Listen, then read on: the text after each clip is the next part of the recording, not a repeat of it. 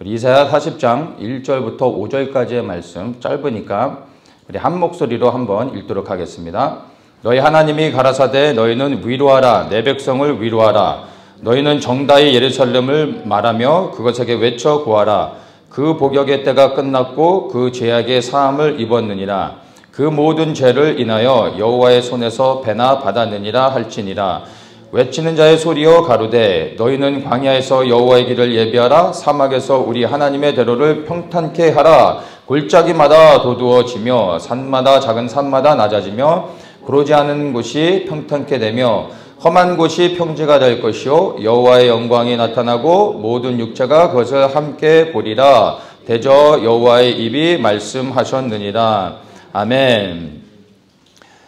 우리가 읽은 이 본문의 말씀은 예루살렘의 회복에 대한 예언의 말씀입니다. 이 예언의 말씀이 주어지고 난 후에 대략적으로 160년 후쯤에 이 말씀이 성취되어집니다. 하나님께서 이사야를 통해서 미리 성취되어질 하나님의 예언의 말씀을 회복되어져야 될 예루살렘에 대한 말씀을 전하게 했던 것입니다. 근데 이 예루살렘에 대한 회복의 메시지가 그냥 예루살렘이 회복되는 것으로 끝나지 않고 이 말씀이 주의 길을 예비하는 것, 즉 메시아의 재림으로 연결을 시키고 있습니다. 우리가 이 말씀을 1절부터 다시 한 번씩 살펴보면서 조금 더 디테일하게 우리 한번 좀 보도록 하겠습니다. 1절에 보면 너희는 위로하라 내 백성을 위로하라 하나님이 말씀하시는 겁니다. 우리가 위로해야 될 내 백성, 하나님의 백성이 누구겠습니까?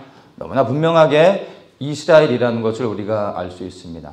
하나님의 심판으로 이스라엘이 예루살렘이 멸망을 당했지만 그러나 그 멸망은 하나님이 완전히 버리신 것이 아니라 그들이 죄로 인하여 하나님이 심판하실 수밖에 없으셨지만 그러나 다시 그들을 회복하신다라는 것을 우리가 알 수 있습니다. 그래서 오늘날에도 여전히 많은 사람들이 이스라엘의 멸망으로 인하여 예루살렘의 멸망으로 인하여 하나님께서 이스라엘을 버리셨다라고 생각하는 사람들이 많지만 결코 그 말씀들의 짝을 찾아가서 보면 하나님은 결코 이스라엘 버리지 않으셨고 한순간도 이스라엘을 잊지 않고 계시다는 것을 너무나 분명히 우리가 예언의 말씀을 통해서 우리가 볼 수가 있는 겁니다. 그리고 2절에서 이제 이야기합니다. 이제 외쳐라. 무엇을 외치라고 말을 하냐면은 그 복역의 때가 끝났다. 그 죄악으로부터 너희들이 이제 사함을 받았다.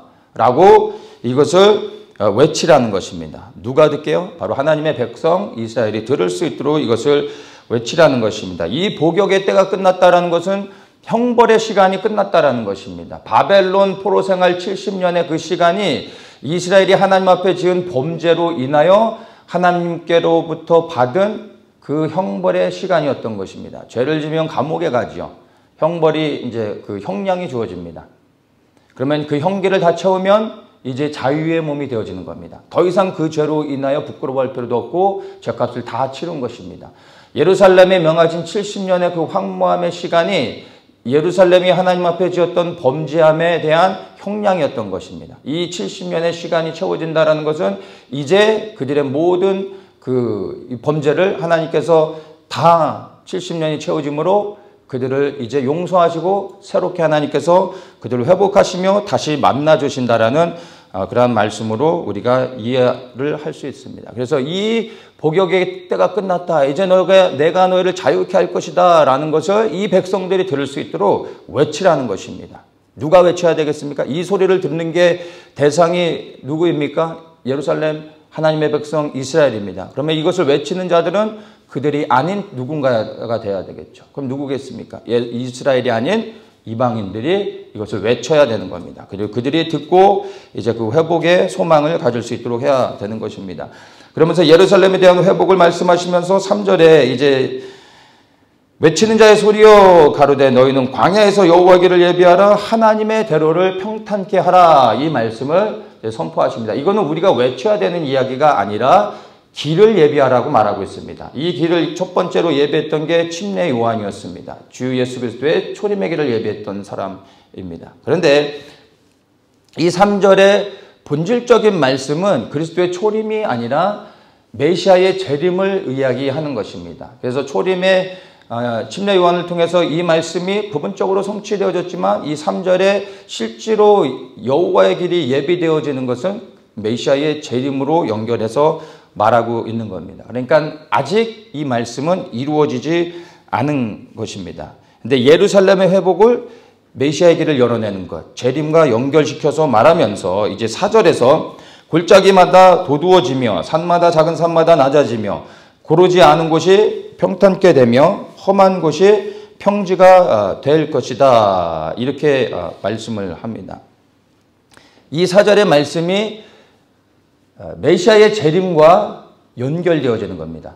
메시아께서 재림하실 때 반드시 일어나야 될 예언의 말씀을 이야기합니다. 이 말씀을 계시록 16장 20절에 보면 이렇게 말합니다. 각섬도 없어지고 산악도 간데 없더라. 7번째 대접 심판, 그러니까 마지막 심판입니다. 이 마지막 7번째 대접 심판이 임하면서 바벨론이 멸망을 당합니다. 바벨론이 멸망을 당할 때 전 지구적인 엄청난 지각변동, 즉 지진이 일어나게 됩니다. 그래서 여기 말씀하는 것처럼 이제 골짜기가 메꾸어지고 산들이 낮아지는 겁니다. 이 말씀은 상징이 아니라 실제로 이루어질 말씀입니다. 홍수 심판을 통해서 하나님께서 이 세상을 완전히 심판하시는 일이 한 번 있었습니다. 이 홍수 심판이 있을 때 단순히 물만 부어진 것이 아니라 홍수만 난 것이 아니라 전 지구적인 지각변동, 화산이 터지고 땅이 갈라지는 어마어마한 지진이 일어났었습니다. 그래서 땅 밑에서 솟아오르는 물, 그리고 하늘에서 부어지는 물, 이래서 전 지구가 완전히 물에 잠겼던 겁니다. 이때 그 큰 지각변동을 통해서 골짜기가 생겼고 큰 산맥들이 생겨난 겁니다. 그런데 이제 하나님께서 두 번째 심판, 즉 메시아의 재림을 통하여 이것을 다시 회복하는 일이 있게 됩니다.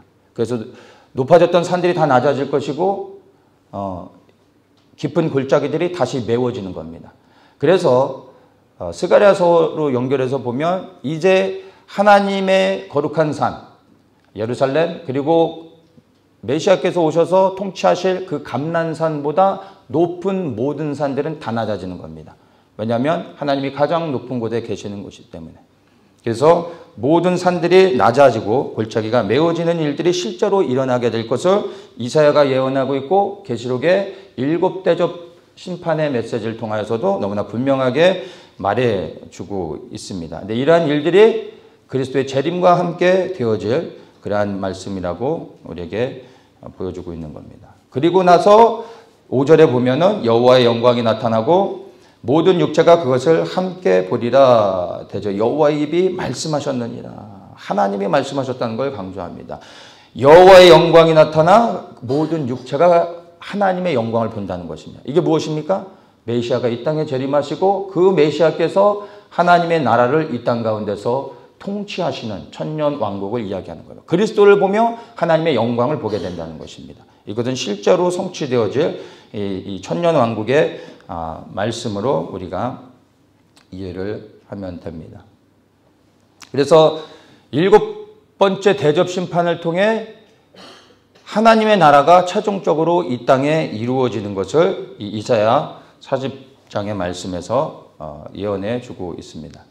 이제 이 말씀들을 가만히 보면 1절과 2절은 성취되어졌습니다. 역사적으로 성취되어졌다는 것을 압니다. 바벨론 포로 생활 70년을 마치고 예루살렘으로 다시 귀환했습니다.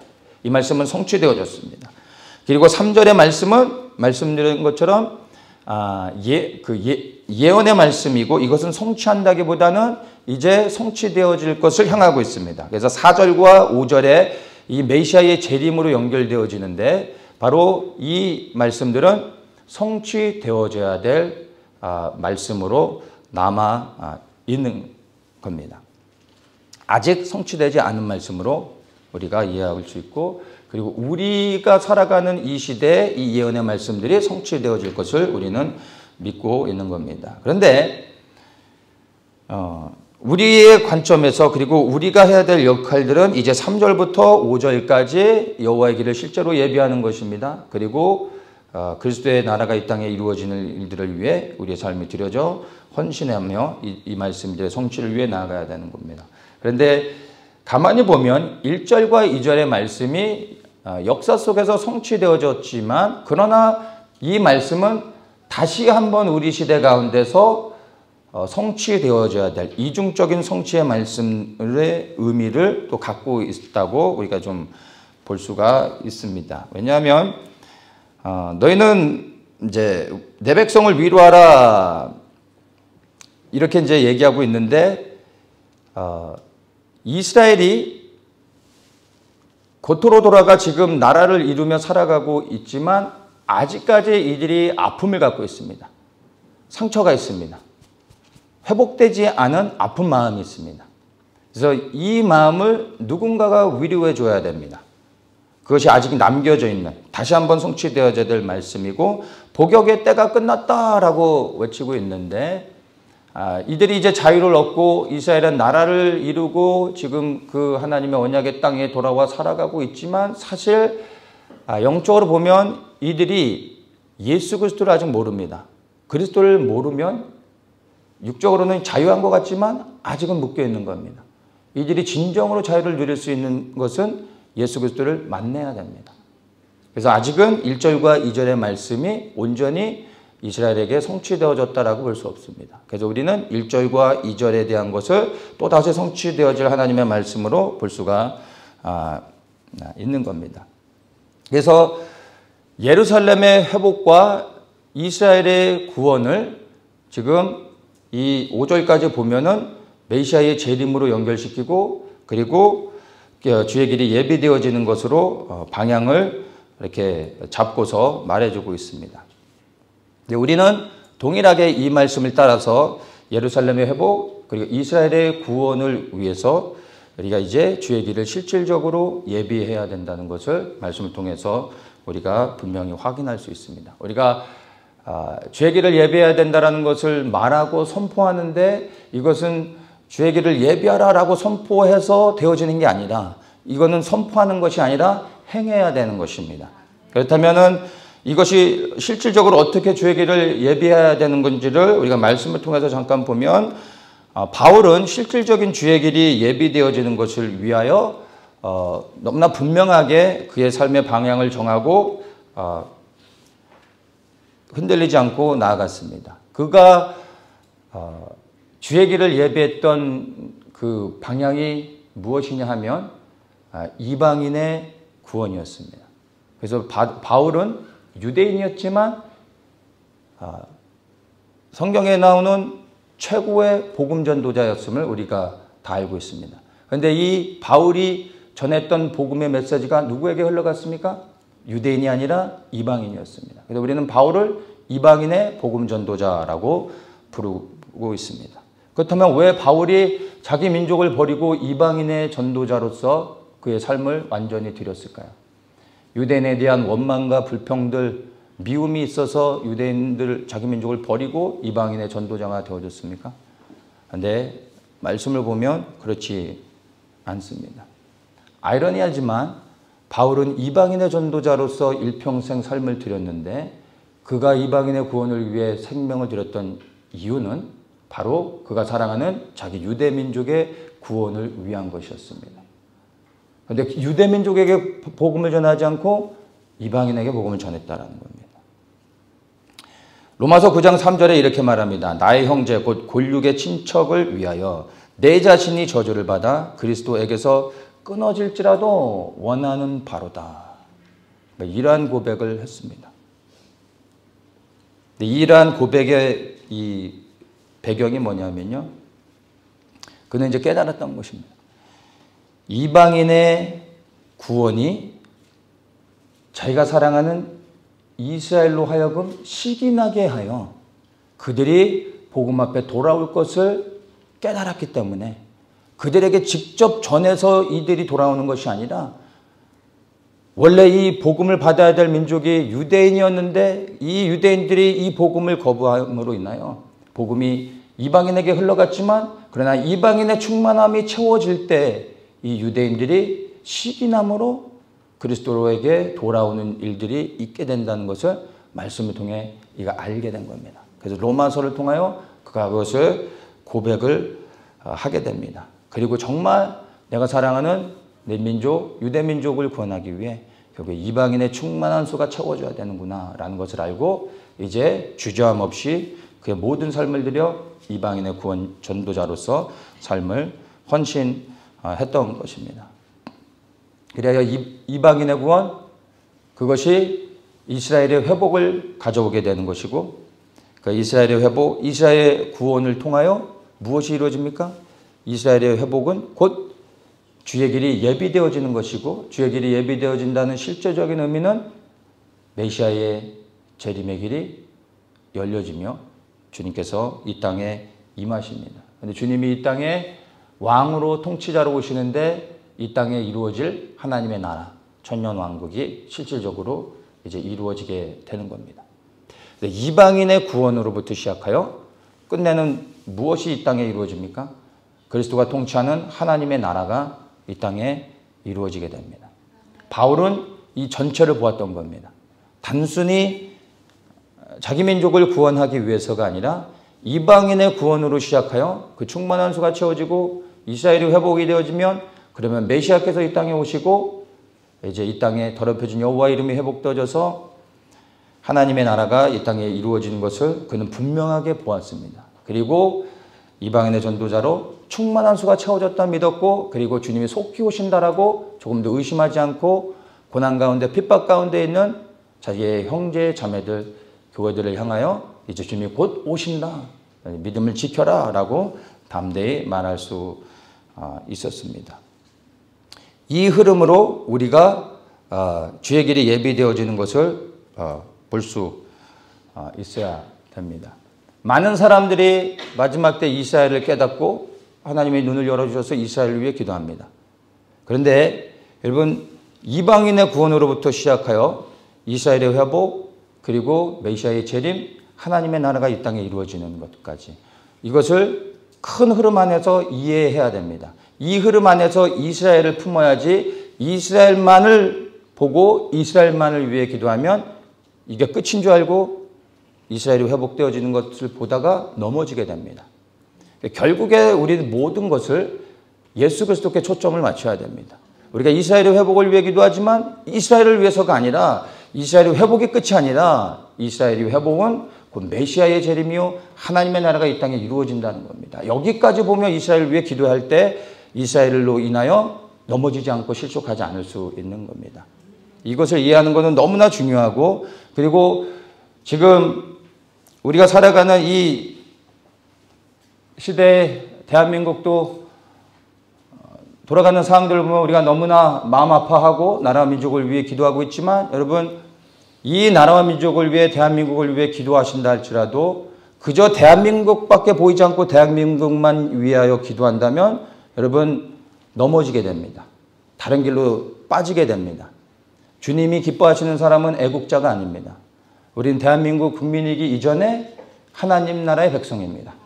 우리가 무엇을 위해 더욱더 기도하며 삶을 드려야 될지 너무나 분명한 것입니다. 대한민국을 버릴지라도 우리는 하나님의 백성으로서 살아가야 되며 이 땅에 하나님의 나라가 이루어지는 것이 우리의 모든 것이 되어줘야 되는 겁니다. 대한민국의 회복을 위하여 우리가 기도하고 있습니다. 그런데 그것 또한 바로 이방인의 구원으로부터 시작하여 이 땅에 이루어지는 하나님의 나라라는 큰 흐름 안에서 대한민국을 품고 기도할 때 우리가 바르게 갈 수 있습니다. 그저 그냥 눈에 보여지는 이 나라의 정치적인 문제, 경제적인 문제, 사회적인 문제로만 본다면 여러분 그것은 결국에 아름답게 하나님의 뜻을 이룰 수 없다는 것을 여러분 분명하게 이해를 하셔야 됩니다.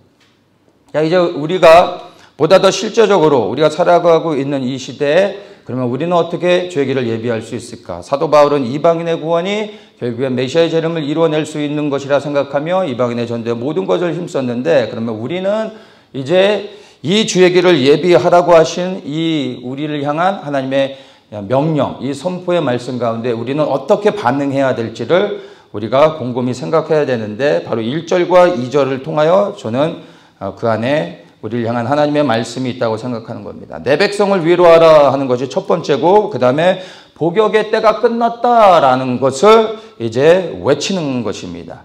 첫 번째, 하나님의 백성 이스라엘을 우리가 여전히 위로할 수 있어야 합니다. 하나님의 백성 이스라엘을 위로한다라는 것은 여전히 그들이 상처가 있다라는 것이죠. 그러면 먼저 그들을 위로하기 전에 그들이 가진 상처가 무엇인지 우리가 분명하게 이해를 해야 됩니다. 그들이 가진 상처가 무엇입니까? 무엇 때문에 그들이 이런 큰 상처를 가지고 민족이 아직도 아파하며 한을 가지고 살아가고 있습니까? 그들이 가진 아픔은 무엇 때문에 비롯된 것입니까? 구약의 관점으로 말하면 바로 하나님의 백성이기 때문에 그들은 온 세상의 이방 민족으로부터 시기를 당하고 그리고 멸시를 당하며 그리고 증오의 대상이 되어져서 이스라엘은 끊임없이 침략을 당하고 멸망을 당하는 일들을 겪었습니다. 단지 하나님의 백성이라는 그 이유 때문에 이스라엘은 그런 어려움과 아픔을 겪었습니다. 그리고 예루살렘도 멸망하는 일들을 겪었습니다. 자, 그러면 신약에 와서는 이스라엘이 왜 멸망을 당하고 나라 없이 흩어져 살아갔을 뿐만 아니라 전 세계 모든 민족에게 정말로 그 참혹하기 끝이 없는 이런 홀로코스트 같은 아픔을 민족적으로 겪으면서 이들이 그렇게 상처를 받아야만 됐을까요? 그것은 다른 것이 아니라 바로 예수 그리스도를 그들이 가졌기 때문입니다. 어떤 사람들은 그들에게 예수 그리스도가 없다고 말하지만 그렇지 않습니다. 여러분, 초대교회는 예수를 믿는 사람들이 100% 유대인이었습니다. 유대인 외에는 예수님을 믿을 수 없었습니다. 유대인을 통하여 복음이 오늘날 우리에게까지 증거되어진 겁니다. 그들이 없었으면 절대로 우리는 복음을 받을 수 없었습니다. 지금은 물론 그들이 그리스도를 놓쳤지만 그들의 마음 중심 가운데 그들이 이해하지 못하고 알지 못하고 있지만 여전히 그들 마음 중심 가운데 예수 그리스도가 있습니다. 이 예수 그리스도를 가졌기 때문에 온 세상의 모든 민족으로부터 이스라엘이 미움을 받은 겁니다. 그래서 끝내는 멸망을 당하고 나라 없이 흩어져 살아갈 수밖에 없었고 그 열방에 흩어진 모든 유대인들을 온 세상은 죽이려고 했던 것입니다. 그래서 그들 안에 가지고 있는 가장 큰 아픔은 본질적으로 하나님의 백성이기 때문이고 그리고 예수 그리스도를 가졌기 때문입니다. 그런데 그들은 그것을 알지 못하고 있을 뿐입니다. 그러면 누가 이 이스라엘 하나님의 백성을 위로할 수 있겠습니까?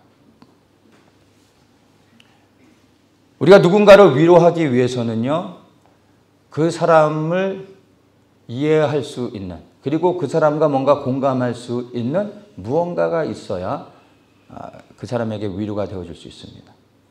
여러분, 암이 걸린 사람이 있는데 아주 암이 상태가 안 좋아요. 암이 걸려서 고통스러워하고 있는 사람이 있는데 제가 이제 위로를 하는 겁니다. 제가 지난주에 감기 때문에 굉장히 힘들었는데 제가 그 마음을 이해할 것 같습니다. 힘내십시오 라고 말을 하면 그 암으로 인하여 고통받고 있는 사람이 위로가 되겠습니까? 짜증나겠죠.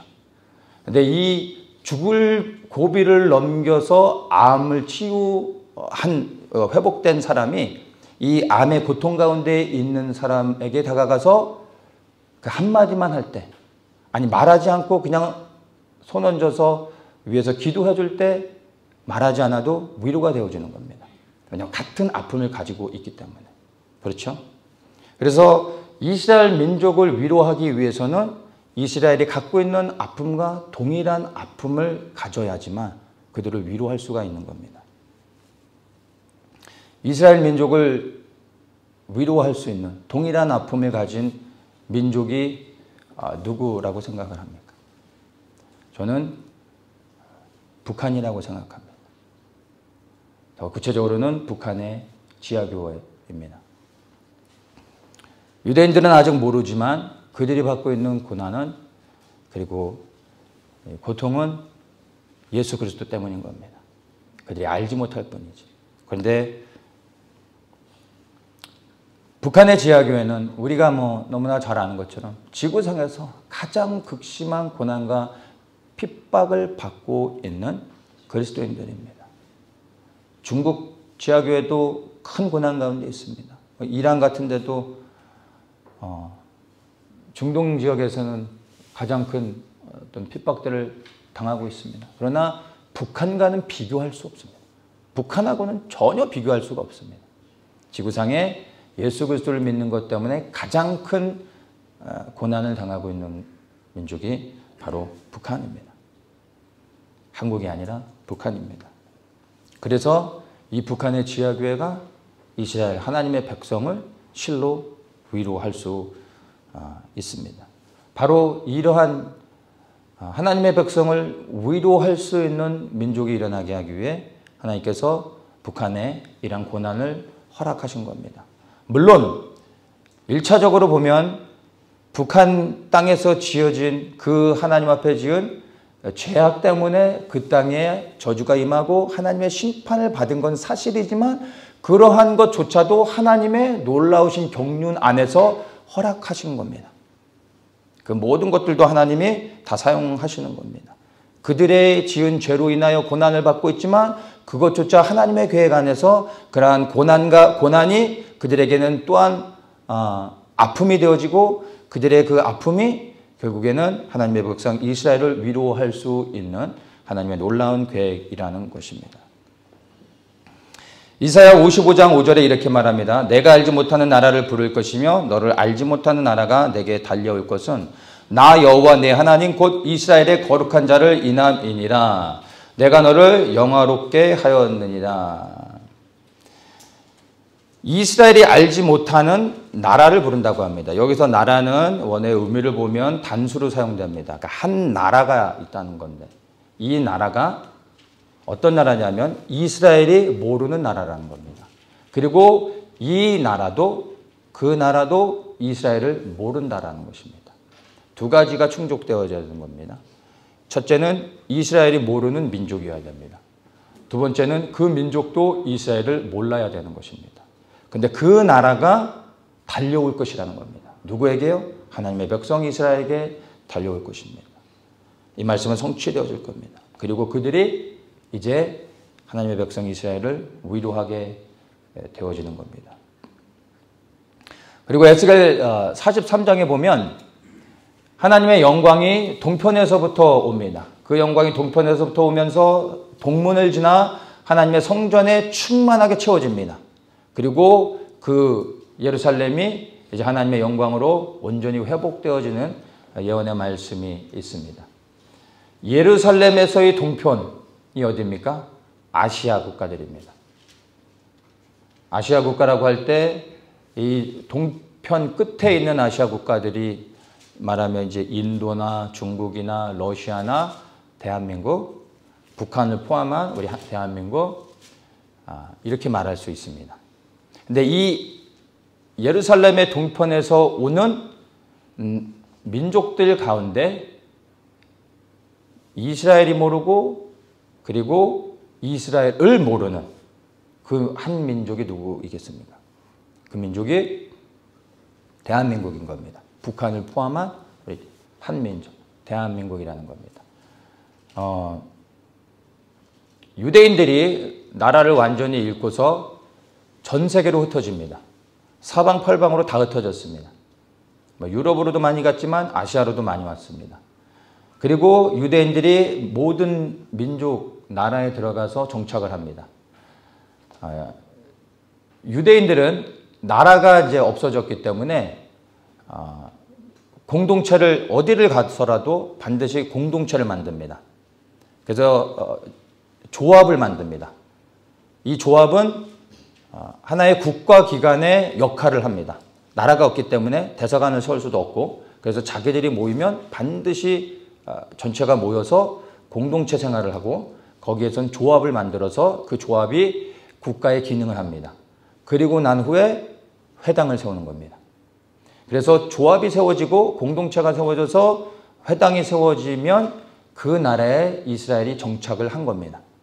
그래서 역사 속에서 중국에서는 많은 유대인들의 공동체가 있었고 나라의 재산까지 하는 일들도 있었습니다. 러시아는 뭐 엄청나게 많고 지금도 그 공동체들이 있고요. 뭐 인도 이런 데도. 그리고 심지어는 바다 건너 저 일본에까지 아주 오래전에 일본에까지 유대인 공동체가 세워져서 지금도 유대인들의 공동체가 살아가고 있습니다. 근데 놀라웠게 이 대한민국에만 아직까지도 유대인 공동체가 없습니다. 이스라엘 사람들은 여기 와서 사는 사람들이 있지만 말씀드린 것처럼 유대인의 공동체라 하면 조합을 만들어서 공동체 생활을 하고 그 다음에 회당을 세우는 겁니다. 근데 여전히 대한민국에는 유대인 공동체가 없습니다. 그 말은 이사야 55장 5절의 말씀을 성취하는 겁니다.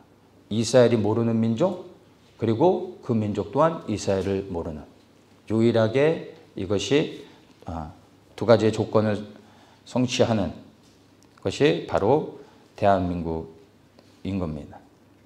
그래서 의심의 여지 없이 저는 우리 대한민국이 하나님의 백성 이스라엘을 주의 재림의 길을 예비하는 일에 있어서 그 하나님의 백성들을 위로할 수 있는 민족으로 준비시켰다라고 저는 믿습니다. 그런데 보다 더 구체적으로는 대한민국, 한국이 아니라 바로 북한의 지하교회 성도들이 그들을 위로할 수 있습니다. 근데 그들이 위로하기 위해서는 어떻게 해야 됩니까? 우리 한국이 북한의 성도들을 품고 그들과 함께 예루살렘으로 갈 수 있어야 됩니다. 왜냐하면 그들은 지금 갇혀 있죠. 너무나 연약합니다. 누군가 그들을 도와줘서 그들과 함께 가야 되는 겁니다. 그래서 이스라엘 민족을 위로할 수 있는 한 나라가 북한인데 북한 교회가 이스라엘을 위로하기 이전에 먼저 회복되어져야 될, 선행되어져야 될 일이 무엇이냐 하면 바로 한국 교회가 북한의 교회를, 지하교회를 자유케 해야 된다는 것입니다. 이들이 묶여있는 상태로 여전히 포로로 붙잡혀 있는 상태로는 이 북한 교회가 준비되어졌지만 유대인들을 위로할 수 있다 치지만 그들이 스스로 나아갈 수 없는 겁니다. 이들을 자유케 하는 역할이 바로 우리 한국 교회에 주어진 사명인 겁니다. 우리가 그들과 함께 나아가야 되는 겁니다. 그럼 어떻게 하는 것이 북한의 교회를 자유케 하는 것이겠습니까? 2절에서 말하죠. 그 복역의 때가 끝났다라고 외쳐라 라는 것입니다.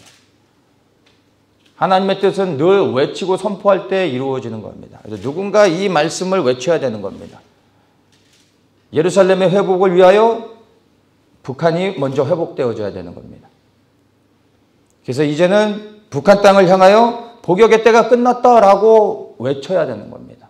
그리고 실제로 이 복역의 때가 끝날 수 있도록 우리가 하나님께 부르짖어 기도해야 됩니다. 이 복역의 때라는 것은 예루살렘의 멸망과 바벨론 포로 생활 70년을 의미하는 거죠. 성경적으로 보면. 근데 이 복역의 때 70년의 하나님의 정한 시간이 단순히 이스라엘 백성들에게만 적용됐던 것이 아니라 지금 북한 땅에서 저지른 하나님 앞에 지은 그 범죄함으로 인하여 북한의 우리 동포들이 받고 있는 이 고통의 시간이 동일하게 70년이라는 겁니다. 그리고 이 70년이 채워지는 것은 곧 이제 이들에게 복역의 때가 끝났다는 것입니다. 형량이 맞춰진다는 겁니다. 이제 그들의 모든 하나님 앞에 지었던 범죄로부터 그 죄악으로부터 자유하고 고개를 들고 이제 하나님의 부르심 앞에 다시 세워질 수 있다는 겁니다. 70년의 황무함의 시간이 맞춰진다라는 의미인 겁니다. 제가 70년에 대한 메시지를 많이 전했습니다. 그러다가 작년부터 제가 70년의 시간들이 다 끝났습니다. 그래서 제가 70년의 메시지를 전하지 않았다가 오늘 또다시 전합니다.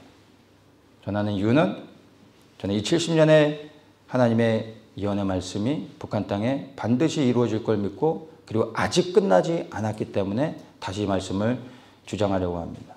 그리고 이것을 부르짖으며 하나님께 기도하기를 원합니다. 1945년 8월 15일 날에 이 나라가 일제시대로부터 해방을 받았지만 즉시로 어떻게 됩니까? 영토적인 분단이 있게 됩니다. 미국과 소련을 통하여 남북으로 분할 점령되어집니다. 영토적 분단이 있게 됩니다. 그래서 이 70년의 황무함이 맞춰지는 시간을 1945년 8월 15일로 맞춰서 많은 사람들이 기도했었습니다. 저도 기도했었습니다. 근데 2015년에 70년의 시간이 채워지고 시간이 지나버렸습니다. 사람들이 더 이상 기도하지 않았습니다.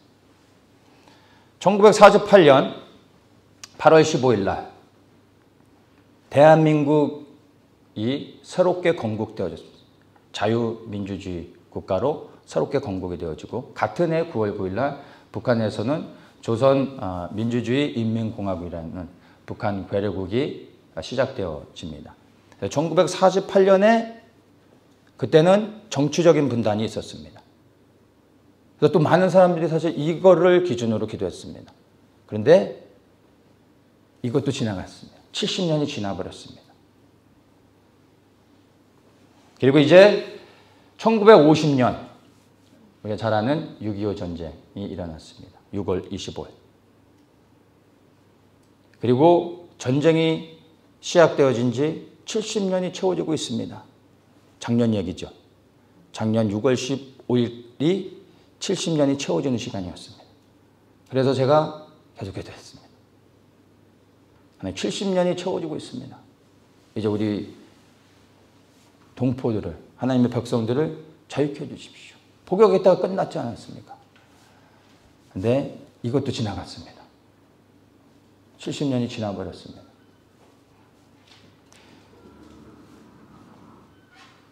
그러다 고민하고 하다가 이 70년의 메시지를 제가 다시 붙잡고 싶어서 한 가지를 찾았습니다. 1953년 7월 27일에 무슨 일이 있었는지 아십니까? 6.25 전쟁이 멈춰집니다. 끝난 게 아니라 멈춰집니다. 1953년 7월 27일에 정전협정이 맺어지게 됩니다. 이 정전협정을 우리가 잘 이해해야 되는데 뭐 흔히 휴전이라고도 말하죠. 근데 정전과 휴전은 좀 다른데 정전협정을 맺었습니다. 잠시 전쟁을 멈추자는 합의를 하는 겁니다. 그런데 전쟁을 끝나는 게 아닙니다. 전쟁을 끝내는 건 종전입니다. 그러니까 종전협정을 맺었다면 전쟁은 끝난 거죠. 그런데 우리는 정전협정을 맺었습니다. 아직 전쟁이 끝난 게 아닙니다. 근데 이때 이 정전협정을 맺을 때 이 정전협정을 맺은 국가들이 누구냐면 중국, 북한, 그리고 어디겠습니까? 유엔인데 사실상은 미국이라고 말하면 됩니다. 근데 여기에 한 나라가 빠졌습니다. 누가 사실은 이 정전협정을 해야 됩니까? 대한민국이 해야 되죠. 근데 대한민국은 이 정전협정을 맺지 않았습니다. 끝까지 거부했습니다. 누가요? 이승만 대통령께서. 왜 정전협정을 안 맺었는지 아십니까? 정전협정을 맺는 순간 더 이상 북진할 수 없고 더 이상 싸울 수 없고 더 이상 대한민국의 국민들을 구출할 수 없기 때문에 마지막 한 명 남은 병사가 죽을지언정 전쟁을 멈출 수 없고 그리고 저 북한 땅에 포로로 잡혀있는 우리 국민들을 다 구출할 때까지 나는 싸움을 멈출 수 없다 라고 하며 끝까지 정전협정을 반대했습니다. 그래서 힘이 없기 때문에 대한민국을 제쳐두고 당사국인 대한민국을 제쳐두고 미국이 중국과 북한과 정전협정을 한 것입니다. 그리고 지금 68년이라는 시간이 지나왔습니다. 너무나 안타까운 건 많은 사람들이 전쟁이 끝난 줄 알고 있습니다. 전쟁 끝나지 않았습니다. 지금 당장 북한이 쳐들어와도 여러분 놀라시면 안 됩니다. 반칙이 아닙니다. 우리가 올라가도 됩니다. 정전은 잠시 싸우는 것을 멈추자는 합의일 뿐입니다. 그리고 이것은 곧 언제든지 다시 개전할 수 있는 겁니다. 그런 상태로 68년을 지내온 겁니다. 그런데 우리는 지금 종전이 이루어진 것처럼 평화가 온 것처럼 살아가고 있다는 겁니다.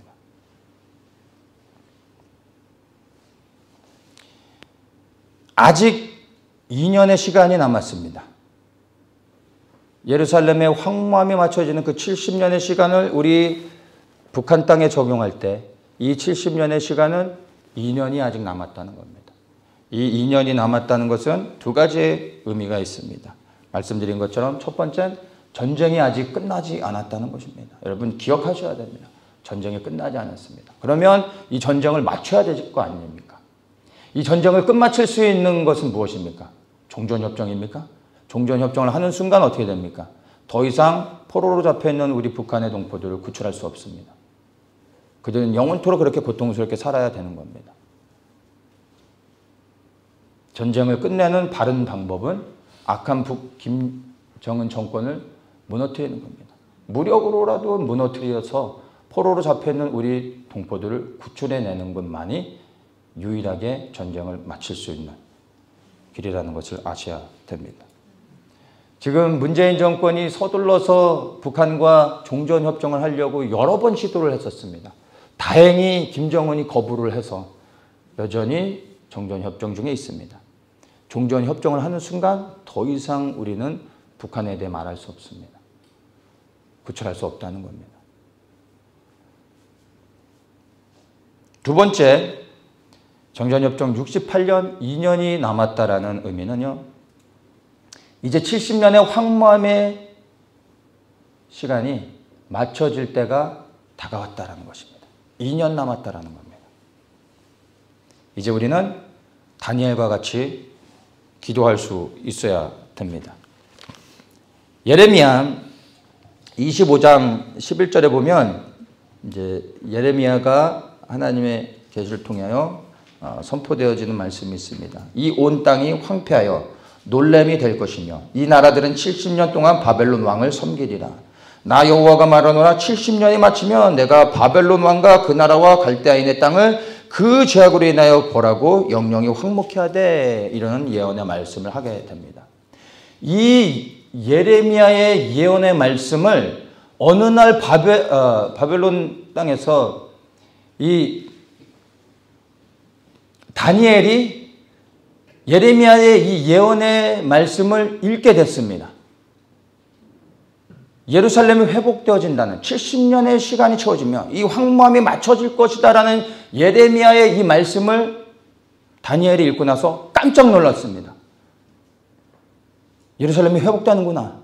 다시 돌아가는구나 라는 걸 알았습니다. 그리고 이 시간을 계산해 봤더니 2, 3년이 남은 거예요. 70년의 시간이 채워지는 게 이제 2, 3년 남은 겁니다. 그가 즉시로 어떻게 합니까? 죄를 뒤집어쓰고 무릎을 꿇고 금식하며 통곡하며 하나님께 기도하는 겁니다. 하나님, 우리 민족이 하나님께 이런 범죄를 저질렀습니다. 그러나 이제 70년의 시간이 채워지고 있습니다. 하나님이 약속하신 이 70년의 황무함이 맞춰지고 있습니다. 이제 이 민족을 고토로 돌려보내 주십시오. 구원해 주십시오. 회복해 주십시오. 라고 기도했던 것입니다. 이 기도를 하루 했을까요? 일주일 했을까요? 아닙니다. 이것을 깨닫는 순간부터 그는 날마다 언제까지요? 예루살렘의 회복이 되죠. 그 고토로 다시 돌아갈 때까지 다니엘은 끊임없이 이 말씀을 붙잡고 이 말씀을 주장하며 기도했던 것입니다.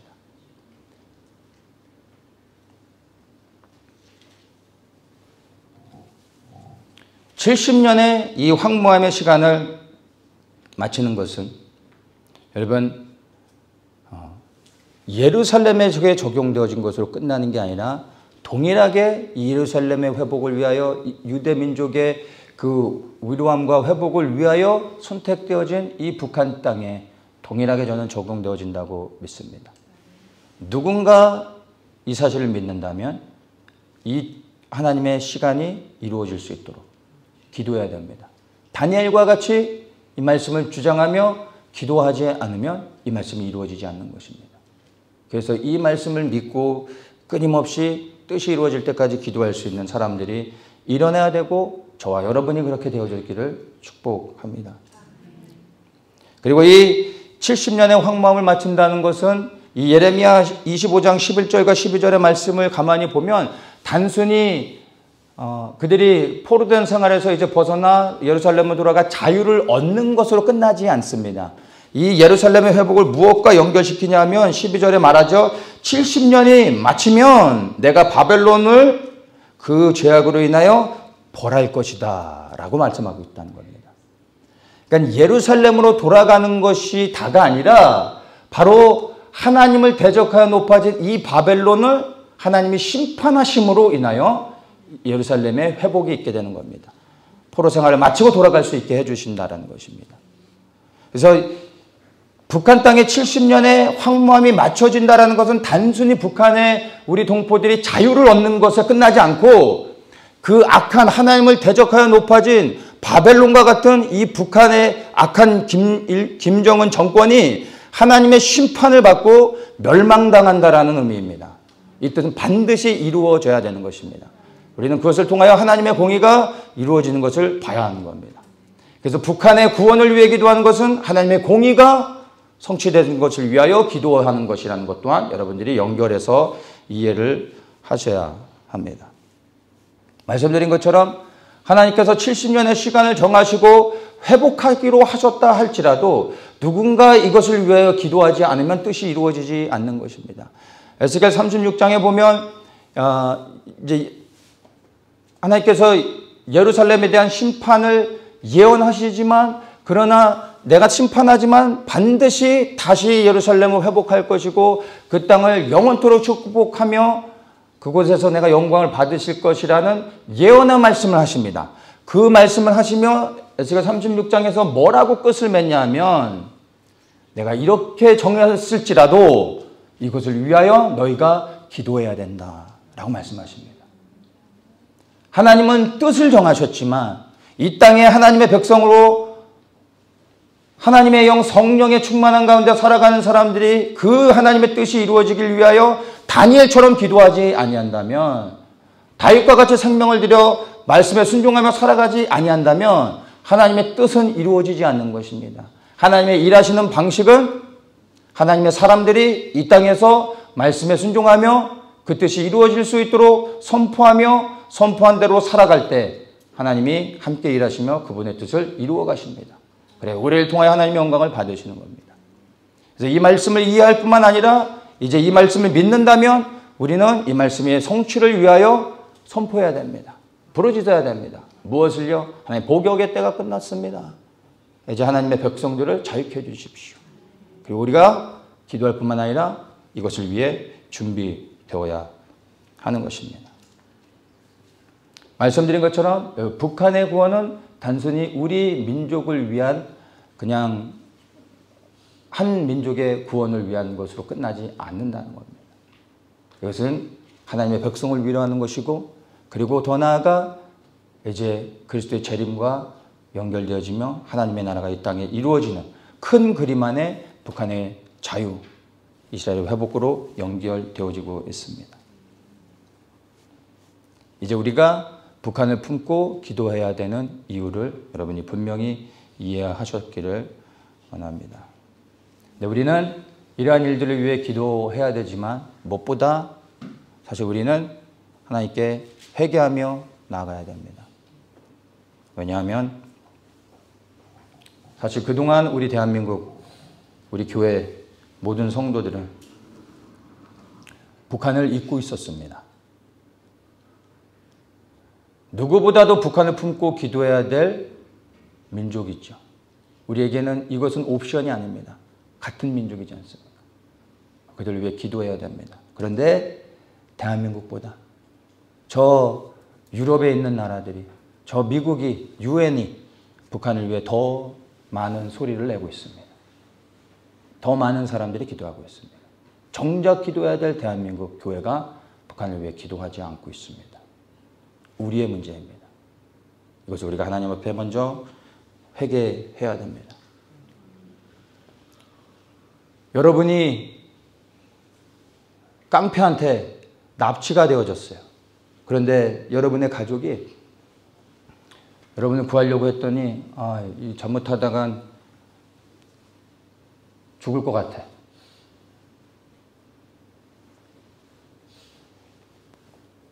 그래서 여러분이 고민하다가 안 되겠다. 그냥 살던 대로 살아야 되겠다 하고 여러분이 납치돼서 고통스럽게 학대를 받고 붙잡혀 있는데 여러분의 가족들이 여러분을 구하러 오지 않고 살던 대로 행복하게 잘 먹고 즐기고 살아가고 있다면 여러분의 심정은 어떠시겠습니까? 여러분의 가족들이 행복하게 사니까 나는 그것으로 만족해 하실 수 있겠습니까? 북한의 동포들이 우리의 가족이라면 우리가 어떻게 해야 되겠습니까? 다른 나라 사람들이 아니잖아요. 우리의 형제 자매인 것입니다. 우리가 그들을 품지 못하고 그들을 위해 기도하지 못하고 주님 앞에 선다면 우리 대한민국 국민들에게는 하나님의 무서운 우리 대한민국 사람들에게만 적용하는 하나님의 무서운 심판이 있지 않을까 생각합니다. 세상에 그 어떤 나라도 북한을 위해 기도하지 않고 품지 않아도 우리는 품어야 됩니다. 어떤 희생을 치러서라도 그들을 구출해내야 되는 게 우리의 역할인 겁니다. 책임입니다. 그런데 정작 대한민국이 모든 선교를 다 합니다. 이스라엘까지 품습니다. 북한은 하지 않습니다. 왠지 아세요? 북한을 품고 기도하고 북한을 회복을 위해 우리가 모든 것을 거는 순간 우리는 많은 것을 잃을 희생의 각오를 해야 되기 때문입니다. 지금에도 대한민국의 교회들이 거짓된 평화에 속아서 북한과 통일을 이룰 것처럼 희망하고 있는 이유가 무엇입니까? 희생을 치르고 싶지 않아서 거짓된 평화를 붙잡는 겁니다. 저 북한의 동포들을 구원하기 위해서는 싸워서 악한 정권을 무너뜨리는 길밖에 없습니다. 말로 되겠습니까? 지난 70년의 시간이 보여주잖아요. 뭘 더 속아야 됩니까? 뭘 더 퍼주고 뭘 더 기다려줘야 되겠습니까? 그들은 악한 정권으로부터 하나님 백성들을 구출해내야 됩니다. 그러면 희생이 따르죠. 전쟁을 치러야 되는 겁니다. 근데 싫은 거죠. 전쟁하면 우리가 쌓았던 걸 다 잃어버려야 되죠. 다 무너지잖아요. 사는 게 피곤해지잖아요. 싫은 거예요. 그러니까 북한은 품지 않고 저 어디 이 나라 저 나라 1년에 한두 번씩 단기 선교 갔다 와서 내 할 일을 다 했다고 말하는 거죠. 우리의 형제 자매들은 여전히 고통 가운데 있는데 이것이 우리의 문제입니다. 저와 여러분의 죄입니다. 변함없이 지금 북한은 세계 1위의 기독교 박해 국가입니다. 인권으로도 최악의 국가입니다. 앞으로도 이건 변하지 않을 겁니다. 그런데 여전히 한국교회도 입 다물고 있다는 겁니다. 인권을 말하면서 동성애자들에 대한 인권만 주장하고 있는 거짓된 인권 운동가들. 저 북녘 땅엔 여전히 예수를 믿는 것 때문에 처참하게 살해를 당하고 있음에도 말 한마디 안 하는 거짓된 인권자들. 교회는 낫습니까? 거짓된 평화에 속아서 북한의 김정은 정권을 환영하고 추앙하고 있는 수많은 교회들. 우리가 포인트아웃 하며 그들의 뭐라고 그럴 게 아니라 우리도 다르지 않다라는 겁니다. 우리는 뭐가 더 낫습니까? 결코 다르지 않습니다. 이것을 우리는 먼저 회개해야 됩니다. 그리고 이제 그들을 구원해내는 것은 반드시 대가가 따른다는 것을 알고 그것을 기꺼이 감당할 수 있는 마음의 준비를 해야 됩니다. 지금까지 많은 중보자들이 눈에 보이는 것을 따라 기도했습니다. 어떤 사건들이 일어나면 그 사건들을 해결하기 위해 기도하며 사건들을 기도를 통해서 마무리하고, 근데 이러한 일들이 기도를 통해서 잘 끝난다 할지라도 이러한 기도는 잘해야 본전인 겁니다. 눈에 보여지는 것을 따라 기도하며 나아가는 것은 여러분 지혜롭지 못한 겁니다. 우리는 보이지 않는 것들을 미리 알고 기도할 수 있어야 됩니다. 그 보이지 않는 게 무엇이겠습니까? 하나님의 뜻이 어떻게 이루어져야 되는지, 지금 우리가 기도해야 될 것이 눈에 보여지는 것이 아니라 보이지 아니하지만 이제 이루어져야 될 하나님의 뜻이 무엇인지를 분별하고 알고 이것이 이루어질 수 있도록 보이지 않는 영의 세계에서 기도해야 되는 겁니다. 저는 그것이 북한의 구원이라고 믿습니다. 북한에서 또다시 핵을 만들고 미사일을 발사하고 그리고 놀라가지고 뭐 북한을 위해 기도하는 게 아니라 지금 아무런 일이 일어나고 있는 것 같지 않아도 북한의 구원을 위해, 저 악한 김정은 정권의 붕괴를 위해, 멸망을 위해 우리가 끊임없이 기도해야 된다는 겁니다. 먼저 기도할 수 있어야 하는 것입니다. 그리고 이제 북한의 구원을 위해 우리가 치러야 될 대가가 있음을 알고 그것도 우리가 감당할 수 있는 준비가 되어져야 됩니다. 생명을 얻기 위해선 반드시 생명을 드려야 됩니다.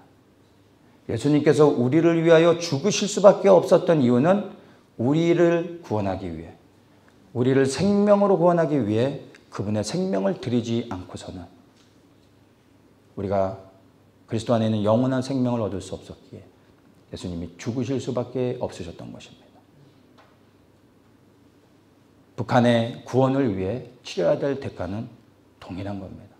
생명을 드리지 않고 어떻게 생명을 얻을 수 있겠습니까?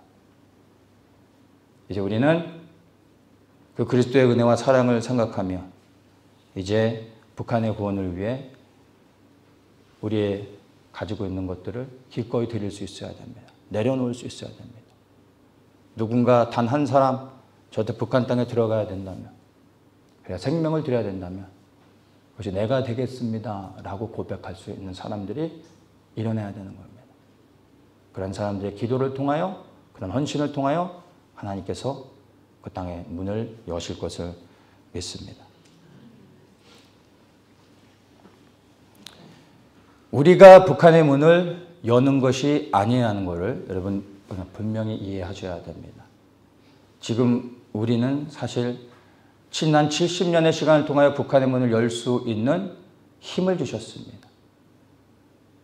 그러나 우리는 그것을 가지고 한국은 무너져 버렸습니다. 이제 우리가 북한을 구원할 수 있는 힘은 없습니다. 이 나라가 돌아가는 걸 보십시오. 우리가 바꿀 수 있겠습니까? 아닙니다. 이제 우리가 할 수 없습니다. 하나님이 하실 겁니다. 우리는 이제 하나님께서 직접 그 땅의 문을 여시고 그 땅을 흔들어 하나님이 심판하실 것을 믿으며 그 일이 속히 이루어질 수 있도록 기도해야 되는 겁니다. 그래서 복역의 때가 채워지고 있습니다. 끝나가고 있습니다. 하나님 이 말씀을 속히 이루어 주십시오 라고 기도해야 되는 겁니다. 그리고 그 북한의 붕괴와 연결되어져서 우리가 치러야 될 희생이 있다면 기꺼이 우리가 감당할 수 있는 준비를 해야 된다는 것입니다. 그리고 우리가 준비되어져야 되는 것은 기도할 뿐만 아니라 그 북한의 문이 열렸을 때 실질적으로 그 땅에 들어가 하나님이 만나게 하시는 준비된 사람들, 북한의 지하교회 성도들을 품고 그들을 보호하고 지키며 그들과 함께 저 부르심을 향하여 예루살렘의 회복을 위하여 그리고 이 땅에 이루어질 그리스도의 재림을 위하여 예루살렘을 향하여 북한의 성도들과 함께 연합하여 나아가는 겁니다. 그 일을 우리가 기도하며 실질적으로 준비해야 되는 것입니다. 이것이 바로 우리가 지금 이 시간에 이곳에 모여서 함께 기도하는 이유인 것입니다. 이 북한을 품고 그리고 이스라엘의 회복까지 보며 그리고 마지막에 이 땅에 이루어질 그 영광스러운 그리스도가 통치하시는 하나님의 나라를 여러분의 심장에 품고 그 뜻이 이루어질 때까지 변함없이 기도하되 저 북한의 구원을 위해 아버지의 마음이 여기 있는 우리 모두 한 사람 한 사람에게 부어져서 날마다 우리의 입술의 기도를 통하여 하나님 이제 우리의 백성들, 우리의 동포들, 하나님의 백성들을 구원해 주십시오 라고 여러분 끊임없이 선포하시기를 예수님의 이름으로 축복합니다.